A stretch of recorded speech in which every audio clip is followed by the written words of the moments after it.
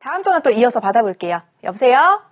네, 여보세요? 네, 안녕하세요. 반갑습니다. 네, 반갑습니다. 네, 시청자님 어떤 고민 해결 도와드릴까요? 네. 저는 그 집이 세 채인데요. 강원도 원주시에 주택을 하나 가지고 있고요. 네. 네, 서울에도 한 채, 네. 분당에도 한 채가 있습니다. 네. 그러니까 이번에 그 분당에 있는 집을 처분하려고 계획 중인데요. 네. 네, 세금이 많이 나올 것 같아서 그래요? 고민이고요. 네. 아들이 하나 있는데 그 서울집을 그 아들에게 증여하는 게 좋은 건지 이것도 고민이에요. 그러니까 분당집을 매도를 할지 아니면 서울의 집을 아들에게 증여하는 게 나을지 둘 중에 뭐가 세금이 덜 나올지가 지금 궁금하신 거죠? 네. 네, 알겠습니다. 집은 원주, 강원도 원주에 한 채, 서울에 한 채, 분당에 한 채 이렇게 세 채가 있으시고 그럼 자세한 사항 바로 한번 얘기 나눠보도록 할게요. 세무사님 어떻게 하는 게 좋을까요? 네, 시청자님 안녕하세요. 네, 안녕하세요. 지금 일단 집이 세 채가 있다고 하셨는데 그 네. 원주에 있는 집은 공시 가격이 얼마나 돼요? 원주 같은 경우 9천만 원 정도 됩니다. 9천만 원. 네. 그러면 이제 원주 거, 서울 거, 분당 거 각각 언제쯤 취득하셨을까요? 네, 원주 집이 2011년인가? 그 정도 됐고요. 네. 서울 같은 경우 2003년도에 사고요. 네. 네, 분당 집은 2015년도에 샀습니다. 그럼 여기서 지금 처분을 하시고 싶은 게 분당 집 이거 하나예요? 네, 그렇습니다. 원주는 다른 갖고 집들은 가시는 그냥 거? 가지고 싶고요. 그러시구나. 네. 혹시 분당 집 처분하면 이거 뭐지? 시세 차익? 그거 이익은 얼마나 보셨을까요?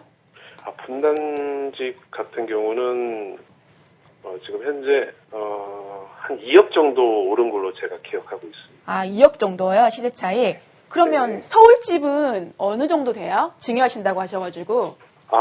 서울 시가가 대략 한 12억 정도 되는 것 같고요. 네. 현재는 6억의 전세는 또 주고 있습니다. 6억에 전세 주고 계시고요. 네, 지금 시청자분 같은 경우 이렇게 지금은 1, 2, 3 이렇게 주택수가 3개잖아요. 이럴 경우에 어떤 거를 처분하고 어떤 걸 증여하고 종부세라든지 양도세라든지 이런 것 때문에 질문들 많이 하시는데 우선 하나 말씀드리면 집이 세 채면은 조정대상 지역에 있을 때는 다주택자가 계속 중과된다고 말씀을 드렸잖아요.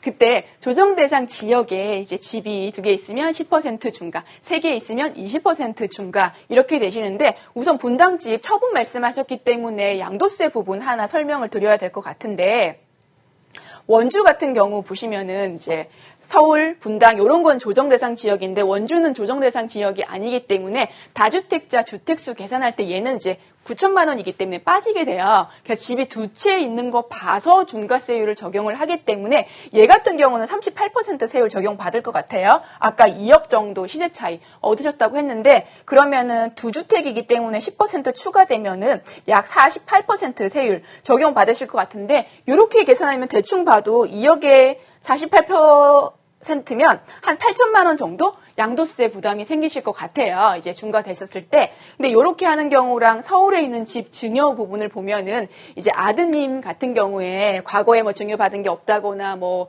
증여를 했을 때 뭐 소득이 더 있다거나 그런 경우에 따라 조금 달라지기는 하는데 우선은 시세 차익, 그러니까 금액 자체가 12억 원이기 때문에 요렇게 보통 우리가 12억 정도? 10억 원 넘어가면 그 증여세가 보통 한 3억 정도 나오거든요.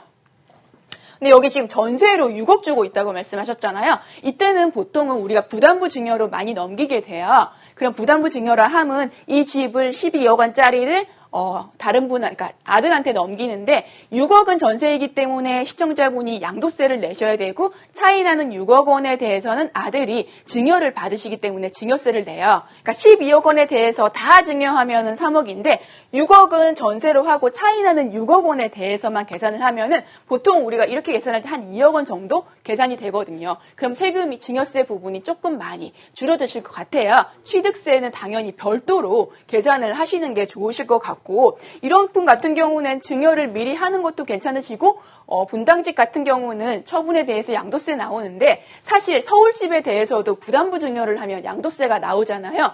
그때 6월 달까지 부담부 증여로 해서 명의를 넘기신다. 그럴 때는 다주택자에 대해서 중과 배제가 돼요. 그렇지만 그 기간이 10년 이상 오래 보유하신 분에 해당하기 때문에 그런 분들 같은 경우, 특히 시청자분 같은 경우는 2003년에 취득을 하셨기 때문에 보유 기간이 이면 10년 이상이 되시기 때문에 만약에 부담부 증여로 넘기실 거면 6월 전에 빨리 하시는 게 좋으실 것 같고, 그 이유가 되면은 이제 중과세율을 적용을 받으시니까 부담이 더 크실 수도 있어요. 그럴 때는 이제 증여세가 나은지 뭐 부담부 증여가 나는지 각자 한 번 더 계산을 해보시는 게 좋을 것 같고, 분당집 같은 경우는 그런 건 해당이 되시지 않아요. 어차피 2015년도에 취득을 하셔가지고 5년밖에 보유를 못 하셨거든요. 그래서 이분은 어쩔 수 없이 다주택자 나올 것 같고, 세금은 한 8천만 원 정도 나올 것 같다. 요 정도로 짚어드리면 될 것 같습니다. 네, 이렇게 정리해 드릴 테니까 뭐가 유리할지 한번 계산을 차근차근 해보시고, 추가로 궁금한 점 있으시면 또 서울전화 6676-0335번으로 언제든지 전화 주시면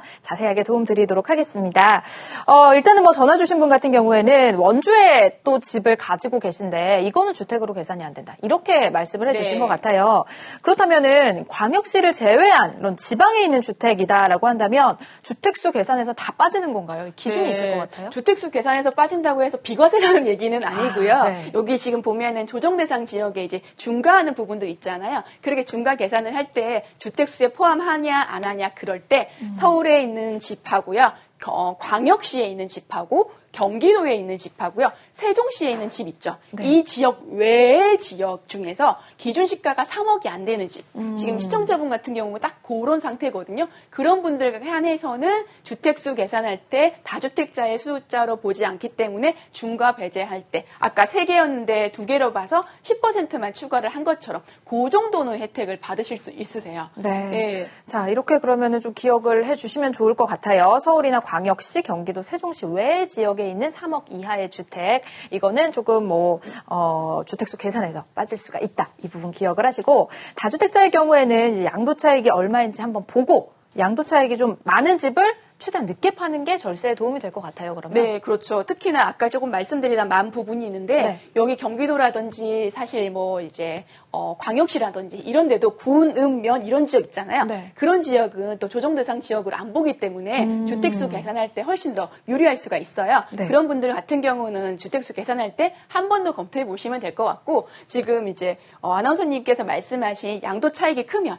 우리가 당연히 세율이 높기 때문에 세금을 많이 내요. 네. 그래서 단순하게 양도 차익이 크면 무조건 나중에 팔아야 되는 게 아니냐, 이렇게 생각할 수 있어요. 네. 하지만 하나 더 체크를 할 게 뭐냐면, 장기 보유 특별공제도 있고 조정대상 지역 같은 경우에는 이제 주택이 중과되는 경우도 있고 그렇잖아요. 그거에 따라서 세금이 많이 바뀌어요. 그래서 단순하게 양도 차익이 크다, 뭐 양도 차익이 작다, 그걸로만 이제 어떤 걸 먼저 팔지를 결정하는 것보다는 장특공제가 되느냐, 조정대상 지역에 있느냐, 뭐 세율이 얼마가 적용이 되느냐, 그거까지 같이 하셔야지 올바른 의사결정을 할 수 있을 것 같아요. 네.